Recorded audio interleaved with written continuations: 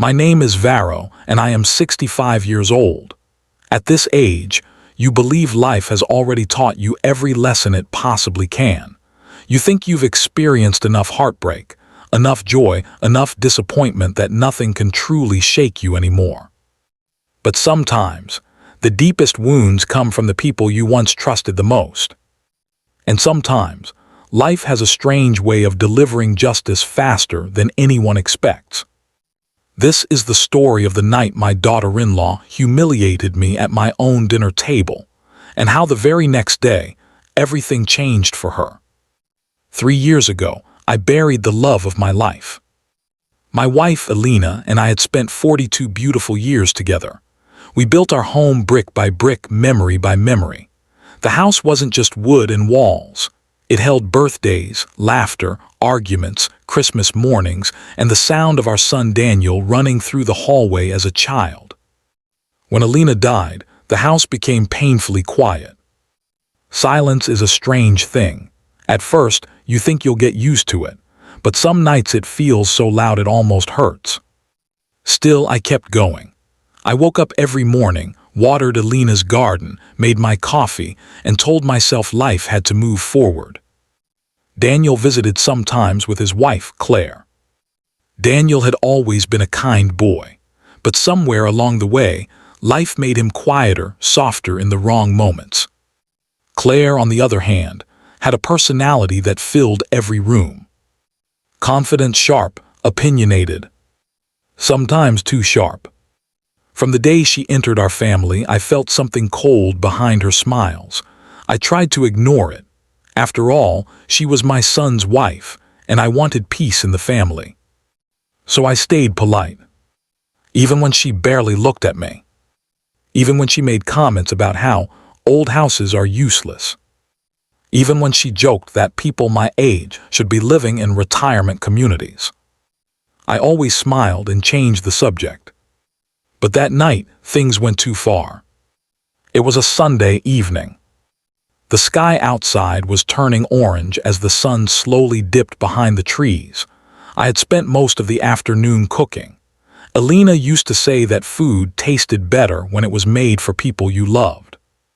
So I prepared Daniel's favorite roasted chicken, mashed potatoes, and apple pie. I even polished the old dining table. 3 plates sat neatly in place. One chair across from me remained empty, the chair where Alina used to sit. Sometimes I still catch myself glancing at it, expecting her to walk in with that warm smile. At exactly 7:05 p.m. the doorbell rang. Daniel stepped inside first. "Hey, Dad," he said, giving me a quick hug. Claire followed behind him, her heels clicking on the floor. "Hi," she said casually. I smiled warmly. "Dinner's ready." We sat down. For the first 15 minutes, the evening seemed normal. Daniel talked about his job. Claire scrolled through her phone between bites of food. I tried to keep the conversation light. But then Daniel suddenly said something that changed everything. "Dad, Claire and I have been thinking about something." I looked up. "Oh." He cleared his throat. "Maybe it's time you sold this house." My fork froze in midair. "Sell it?" Claire leaned back in her chair. "It's way too big for one person," she said bluntly. "You don't need all this space." I felt a quiet ache in my chest. "This house has been my home for 40 years, I replied calmly. Daniel shrugged. "You could move into a nice apartment, something smaller." I understood what they were really suggesting. The house was worth a lot of money. And if I sold it, that money would eventually make its way to them. "I'm comfortable here," I said gently. Claire rolled her eyes. "You're being stubborn." Daniel looked nervous but said nothing. I placed my fork down slowly.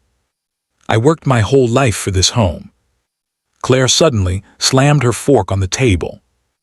"Oh, please." The sound echoed across the room. Daniel whispered nervously, "Claire." But she ignored him. She leaned forward, her voice dripping with irritation. "You're just sitting on money while we're drowning in bills." I stayed calm. "I'm sorry you're struggling," I said quietly, "but that doesn't mean I should leave my home." Her face hardened. Then she said the words that would change everything. She pointed her finger at me and shouted, "Shut up, widower." The room went completely silent. The word hung in the air like poison. Widower. Not Varro. Not Dad. Just a lonely old man whose wife was gone. My chest tightened. Daniel's eyes widened. "Claire, what's wrong with you?" he shouted. But she crossed her arms. Someone had to say it. I slowly placed my napkin beside my plate. My hands trembled slightly, but I kept my voice calm. "I think dinner is over." Daniel stood up quickly. "Dad, wait." But I gently raised my hand. "No."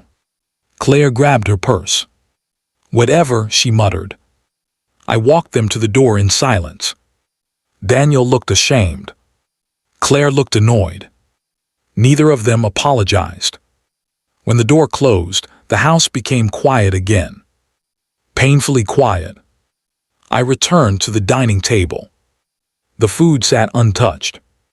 The empty chair across from me felt heavier than ever. I looked at Alina's photograph hanging on the wall.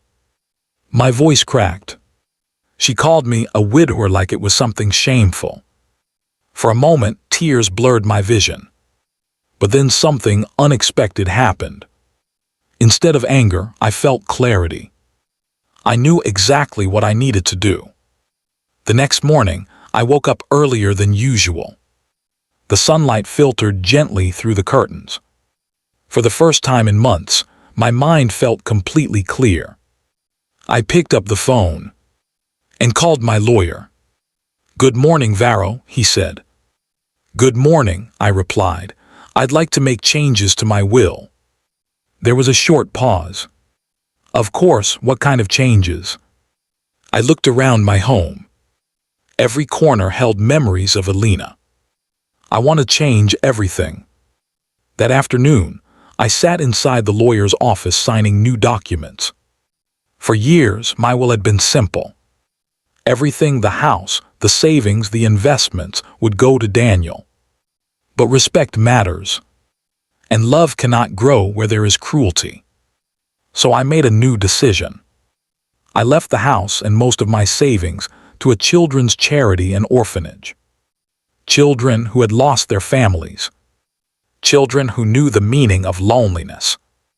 Daniel would still receive a small amount, but nothing compared to what he once stood to inherit. When I signed the final page, a strange peace settled in my heart. That evening my phone rang. It was Daniel. "Dad, Claire just heard about the will." I leaned back in my chair. "Oh, she's furious." I could hear her yelling in the background. "Dad, you can't do this." I sighed softly. "Why not? That was supposed to be our inheritance." "No," I said calmly, "it was my life's work." Silence. Then I said quietly, "Yesterday your wife called me a widower like it was an insult." Daniel said nothing. "But being a widower means I loved someone deeply," I continued. I looked at Alina's photo.